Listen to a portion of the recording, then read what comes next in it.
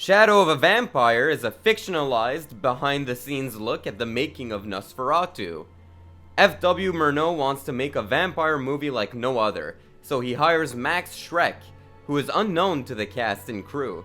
Schreck is a method actor who will play the part of the vampire even when the cameras are not rolling.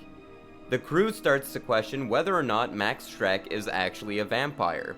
The film was directed by Elias Merhige and stars John Malkovich and Willem Dafoe.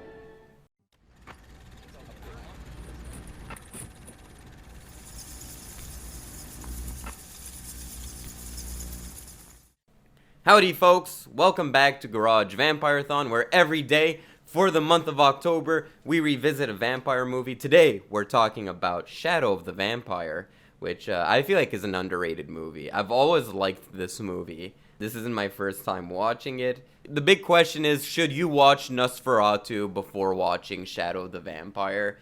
And I think it's a must. If you don't watch Nosferatu, you're not gonna get this movie. But if you do watch Nosferatu, you're gonna enjoy like the clever little moments in this movie. Kind of reminds me a lot, the more recent equivalent of this movie would be Mank, directed by David Fincher, where if you haven't seen Citizen Kane, you just won't get Mank.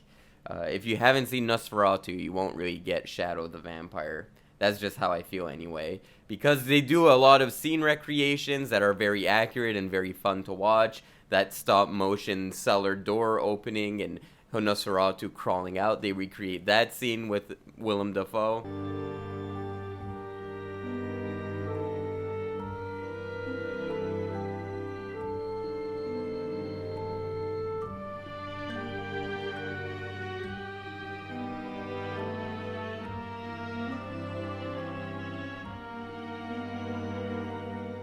And the whole ending, I feel like, is very dependent on if you watched Nosferatu. Alvin, could you quickly collect the wooden stake and return it to its rightful place? It is necessary for the final frame to remind us of the inadequacy of our plans, our contingencies, every missed train, the failed picnics, every lie to a child.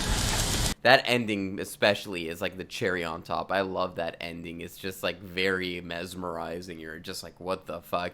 And the whole movie, you're being pulled in two directions. You're like, okay, is John Malkovich just acting this way around Willem Dafoe's character because he's a method actor and he wants to keep the illusion going?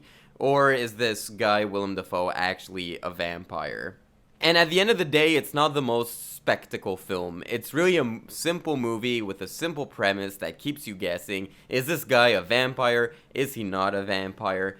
And at the forefront of it is two really great performances. You got John Malkovich here, who plays F.W. Murnau.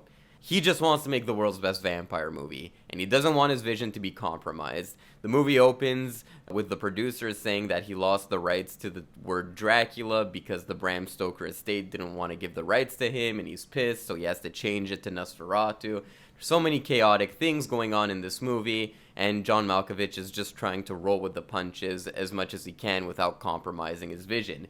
Then Willem Dafoe's in this movie. Yeah, he steals the cake. This is absolutely one of Willem Dafoe's best performances. He's chewing up the scenery, and I believe this came out around the same time as one of the Spider-Man movies, the first Spider-Man movie.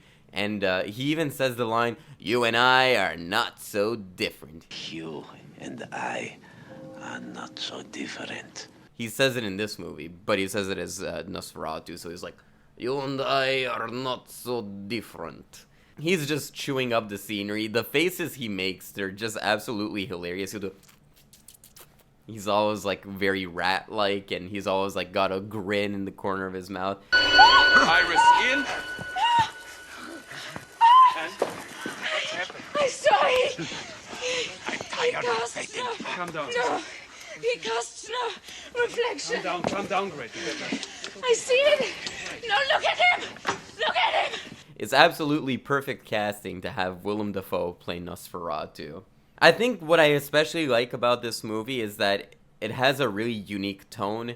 On the one hand, it keeps you guessing. It's a mystery movie. Is Willem Dafoe's character actually a vampire? Is he not a vampire? It's also very darkly funny. There's a scene where the producers are drinking and Willem Dafoe goes to join them and he has a couple of shots of gin or whiskey or whatever they were drinking. And all of a sudden he just grabs a bat from the sky and starts devouring it. We're getting somewhere.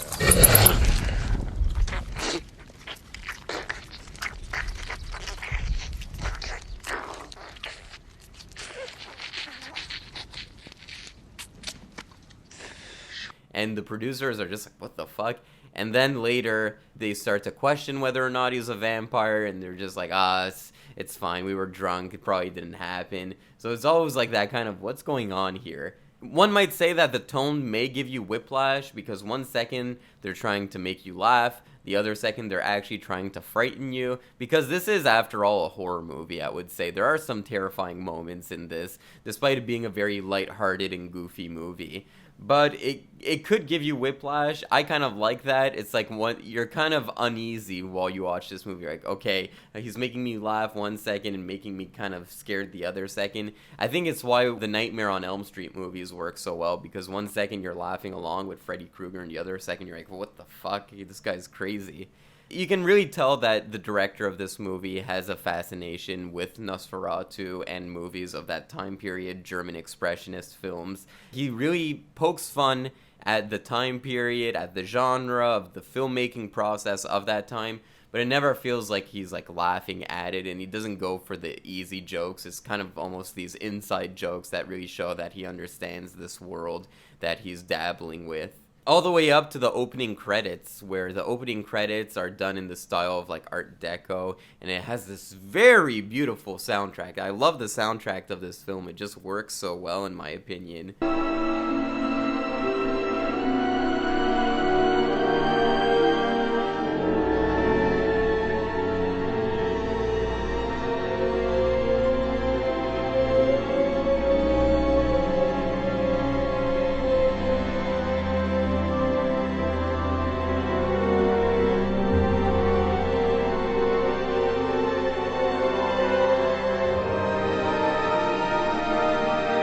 So yeah, if you're looking for a horror movie with really good performances by John Malkovich and Willem Dafoe, little light on the scares, but it still goes for them, this is a really good movie. It's really underrated. The director made another movie called The Begotten, which is a notorious movie on the internet for being very disgusting.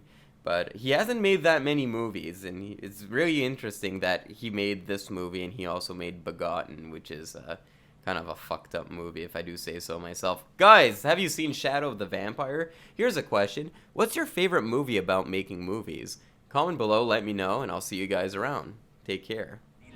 Shadow of the Vampire.